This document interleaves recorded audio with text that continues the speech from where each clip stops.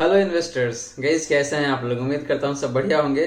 So guys, एक बार फिर से स्वागत है मेरे चैनल इन्वेस्टर प्राइड पे।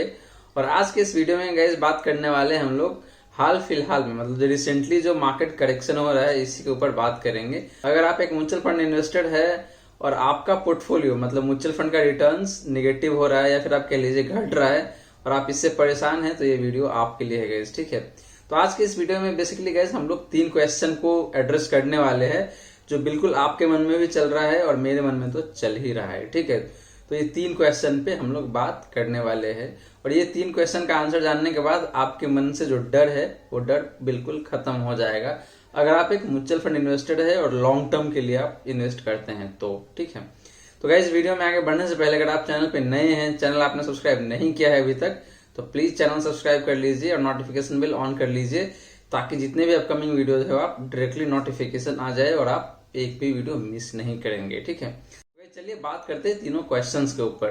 गाइस पहला क्वेश्चन जो है वो है, is this right time for lump sum investment. ठीक है, मतलब आपने एसआईपी नहीं किया है, आपने इन्वेस्टमेंट पहली बार स्टार्ट कर रहे हैं, तो क्या ये सही समय है लमसम इन्वेस्टमेंट करने का? ये पहला क्वेश्चन होगा।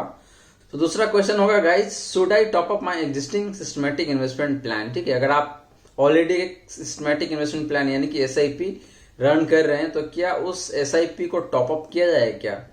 ये दूसरा क्वेश्चन।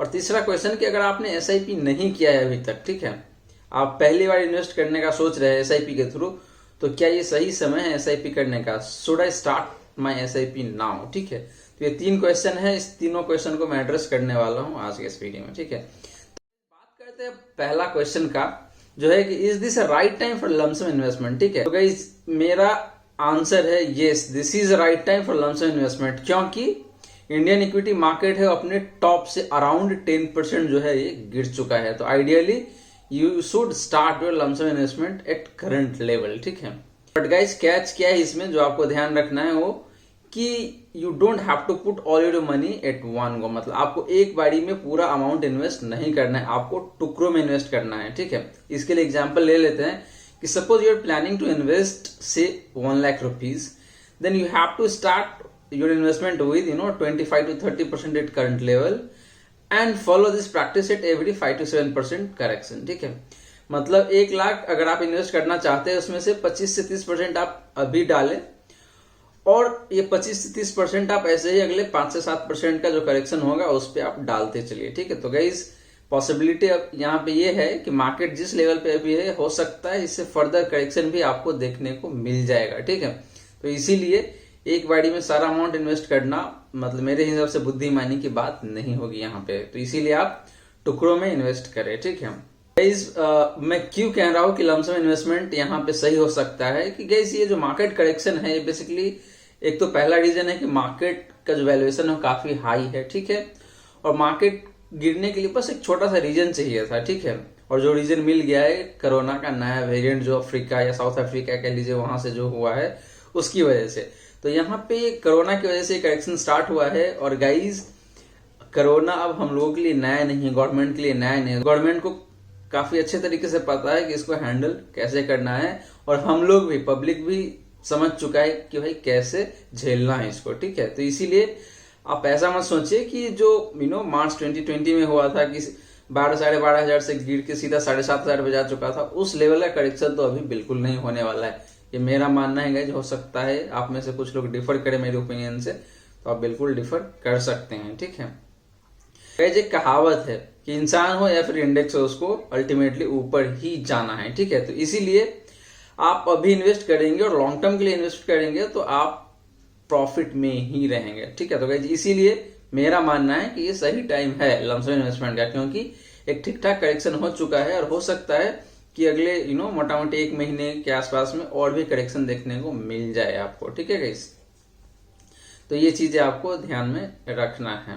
गाइस देखिए होता क्या है, ये जो करेक्शन अभी आया है ये पहली बार ऐसा करेक्शन नहीं है, या फिर कह लीजिए मार्च 2020 में जो करेक्शन आया था वो भी पहली बार नहीं आया था, वैसा करेक्शन उससे पहले भी आ चुका है। ठीक है, तो जब से मान के चले अगर पिछले 20 साल का अगर आप ट्रेंड देखते हैं तो क्या हुआ है, माने बीच में 2008 में करेक्शन आया, उसके बाद 2000 के आसपास में करेक्शन आया, फिर 2020 में आया, लेकिन मार्केट क्या है, वहां से बढ़ बढ़ के अगर ट्रेंड लाइन देखेंगे तो मार्केट ऊपर की तरफ ही है। ठीक है, इस पे भी हम बात करेंगे आगे कैसे पिछले 20 साल में मार्केट का मूवमेंट रहा है। ठीक है, इसके लिए निफ्टी 50 का चार्ट भी देखेंगे गाइस। बात करते हैं गाइस दूसरा क्वेश्चन का कि should I top up my existing SIP. बिल्कुल टॉप अप करना है गाइस, क्योंकि होता क्या है कि अगर आप मानिए आपका एसआईपी चल रहा है, रेगुलर इंटरवल में आपका इन्वेस्टमेंट हो रहा है और मार्केट गिरता है, उस टाइम में आपको डेफिनेटली टॉप अप करना चाहिए। इस वजह से होगा क्या कि जब मार्केट बढ़ेगा तो आपका जो म्यूचुअल फंड का रिटर्न्स है वो ज्यादा बन के आएगा। ठीक है, एक नॉर्मल इन्वेस्टर से अगर आप कंपेयर करेंगे तो आपका जो म्यूचुअल फंड का पोर्टफोलियो होगा उसका रिटर्न ऑब्वियसली ज्यादा ही आएगा अगर आप इस स्ट्रेटेजी से काम करते हैं। सो इसीलिए गाइस दूसरा जो क्वेश्चन है, should I top up my existing SIP, answer is simply yes, और ये स्टैगर्ड मैनर में करना है आपको। ठीक है, सपोज आपको टॉप अप करना है 50,000 से, तो आप उस हिसाब से कि 10,000 15,000 एक बार अभी किया, फिर अगर आप फर्दर गिरता है तो वहां भी आपको करना है। तो इसीलिए स्टैगर्ड मैनर में, स्टैगर्ड वे में आपको टॉप अप करना है। ठीक है, और ये मेथड जो है बेसिकली जो लमसम इन्वेस्टमेंट करने वाले उसके लिए भी अप्लीकेबल है, वो भी स्टैगर्ड मैनर में ही अपना लमसम इन्वेस्टमेंट करेगा। ठीक है, तो ये हो गया आपका दूसरा क्वेश्चन।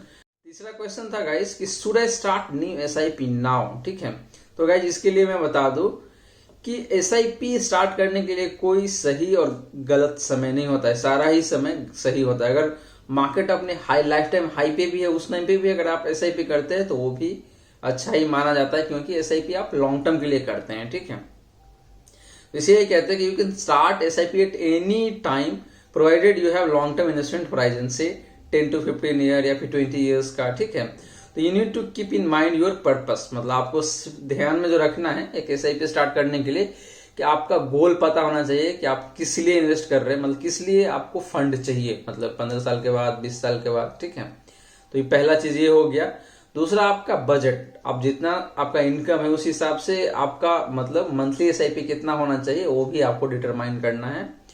तीसरा गाइस कि आपका इन्वेस्टमेंट होराइजन, ठीक है, मतलब आप 10 साल के लिए इन्वेस्ट करना चाहते हैं, 15, 20, 25, ठीक है, तो ये चीज भी आपको ध्यान में रखना है। एंड देन आपको कि आपके अपने इन्वेस्टमेंट होराइजन के बाद जो पीरियड है बेसिकली, उसके बाद आपको कितना कॉर्पस चाहिए। ठीक है, सपोज आपको 1.5 करोड़ चाहिए, 2 करोड़ चाहिए, 10 करोड़ चाहिए, तो इसी अकॉर्डिंग आपको एसआईपी स्टार्ट करना होगा। ठीक है, तो ये चीजें हैं जो आपको ध्यान में रखना होगा। ठीक है, और गाइज अगर आपने ये सब डिसाइड कर लिया, इसके बाद आप अपने जो म्यूचुअल फंड एडवाइजर है उससे आप कनेक्ट कीजिए और उससे बात करके आप अपना एसआईपी स्टार्ट कर सकते हैं। ठीक है, और अगर आप खुद कैपेबल है स्टार्ट करने के लिए, आपको पता है म्यूचुअल फंड के बारे में सारा कुछ, तो आप खुद भी स्टार्ट कर सकते हैं। ठीक है, तो इसका भी आंसर है कि हाँ, आप एसआईपी स्टार्ट कर सकते हैं। और एसआईपी स्टार्ट करने के लिए आपको किसी से पूछने की जरूरत नहीं कि भाई कब करे कब ना करे करके। ठीक है, मतलब 10 तारीख को एसआईपी कटवाए या फिर 25 तारीख को एसआईपी का इंस्ट्रक्शन दे करके। ठीक है, आप किसी भी डेट एक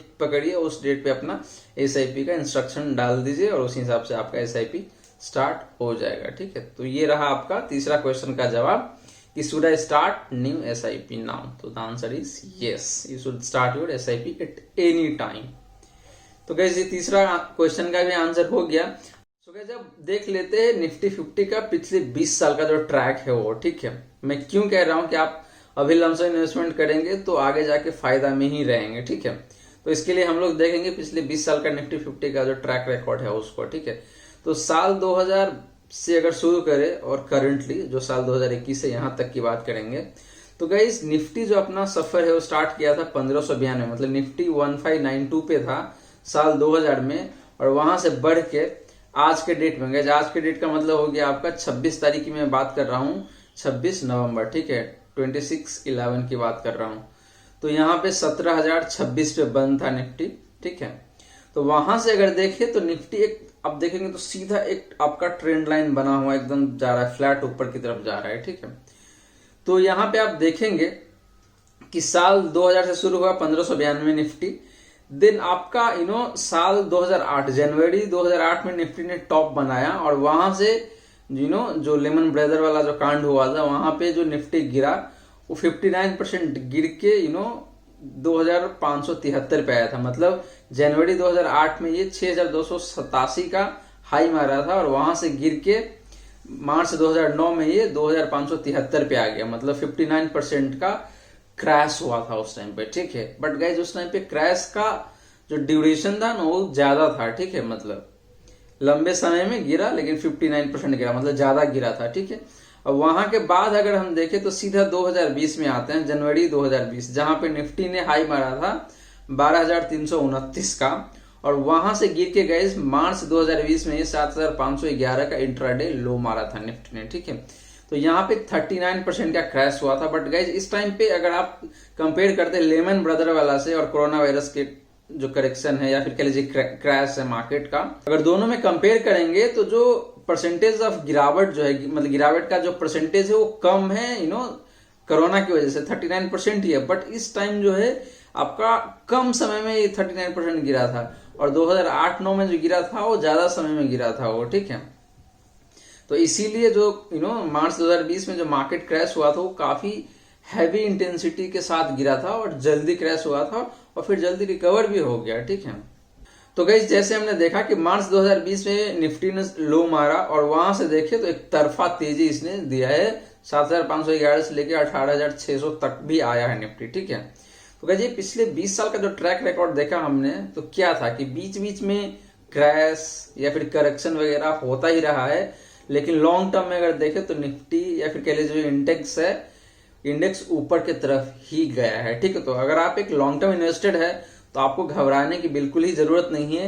आपका सिस्टमैटिक इन्वेस्टमेंट प्लान या फिर जो SIP है वो SIP चल रहा है, उसको चलने दीजिए, और जब जब मौका मिले, मानिए करेक्शन हो रहा है अच्छा खासा या फिर क्रैश हो रहा है, वैसे टाइम में कैश बचा के रखिए और लमसम इन्वेस्टमेंट कीजिए, या फिर आपका SIP जो चल रहा है एग्जिस्टिंग उसको टॉप अप कीजिए। ठीक है, ताकि मार्केट जब बढ़ जाएगा उस टाइम पे आपका म्यूचुअल फंड पोर्टफोलियो है उसका रिटर्न्स कंपैरेटिवली ज्यादा होगा अगर आप कंपेयर करेंगे अन्य इन्वेस्टर से तो। ठीक है, तो गाइज इस तरीके से आप करेक्शन या फिर मार्केट क्रैश का फायदा उठा सकते हैं अगर आप एक म्यूचुअल फंड इन्वेस्टर है और वो लॉन्ग टर्म के लिए इन्वेस्ट करते हैं तो। ठीक है, तो गाइज मैं आशा करता हूं जो तीनों क्वेश्चन मैंने बताने की कोशिश किया वो समझ में आया होगा आपको, और जो पिछले 20 साल का ट्रैक रिकॉर्ड हमने देखा निफ्टी का, उससे भी आपको कुछ सीखने को मिला होगा कि आपको पैनिक नहीं करना है, आपका जो SIP है उसको बंद नहीं करना है या फिर बेच के खाली नहीं कर देना म्यूचुअल फंड पोर्टफोलियो। ठीक है, आपको अपने जो SIP है उसको कंटिन्यू करना है, और हो सके तो आप उसको टॉप अप करते रहिए समय समय पे जब जब मार्केट में गिरावट आती है। तो इस तरीके से अगर आप देखेंगे तो आपका म्यूचुअल फंड का पोर्टफोलियो का जो प्रॉफिट होगा वो हमेशा ज्यादा होगा। ठीक है, तो गाइज मैं आशा करता हूं जो भी मैंने बताने की कोशिश किया है आपको समझ में आया होगा। So thank you so much for watching this video guys. अगर आपके मन में कोई क्वेश्चन हो, कोई डाउट हो तो आप प्लीज कमेंट में बताइए, मैं कोशिश करूंगा आपके क्वेश्चन या डाउट को रिप्लाई करने का। गाइज हाँ, अगर आपने चैनल को अभी तक सब्सक्राइब नहीं किया है तो प्लीज सब्सक्राइब कर लीजिए ऐसे इंटरेस्टिंग वीडियोज के लिए, और नोटिफिकेशन बेल बिल्कुल ऑन कर लीजिए ताकि जितने भी अपकमिंग वीडियोज है आप मिस नहीं करेंगे guys. So thank you so much for watching this video guys, मिलते हैं अगले वीडियो में। Thank you.